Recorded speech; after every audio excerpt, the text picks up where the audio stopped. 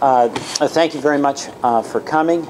I'm here today to announce that I am introducing legislation to tax these Wall Street bonuses at 50% of the bonuses, and these are to the TARP institutions, the institutions that had put a gun to the head of the American economy and had to be bailed out with $750 billion of taxpayer assistance.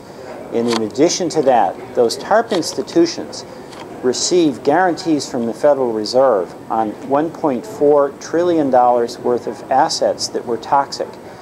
They also were the beneficiary of zero-interest loans from the Federal Reserve. And these banks have taken that money and then done trading in this past year to record record profits.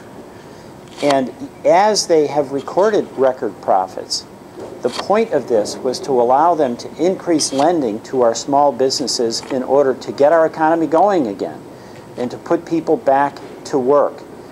But instead of lending that money out to our businesses that need it, they're putting that money into their own pockets. That money belongs to the taxpayers of the United States. It's intended to be used to help our economy get going, to bring down our unemployment rate and to create jobs. So our legislation would do two things. First, to those TARP institutions that have been the beneficiaries of American taxpayer generosity, it would tax those bonuses at 50% of the bonus delivered. Secondly, the money would then be used to establish a small business lending program so that we could get that capital out to our small businesses that in fact are our job creators. You know, I've been home for the past 3 weeks, and as I've traveled around Vermont from one end to the other, there's two things that I'm hearing about when it comes to our economy. One is absolute outrage and furor at the ripoff by these Wall Street banks that have taken taxpayer money and have used it to benefit themselves.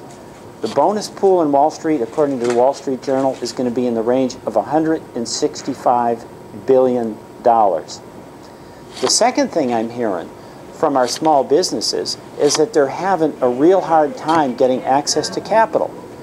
What's keeping them afloat are our small Vermont banks. They're doing the job, and our bankers are getting reasonable salaries, they're making generous loans, and they're doing the best they can.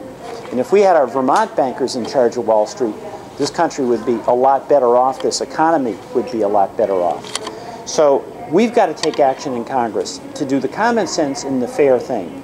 First, make certain that that bonus money that really belongs to the taxpayers, not to these individuals who had access to taxpayer-financed bailouts, that money goes back to the benefit our taxpayers.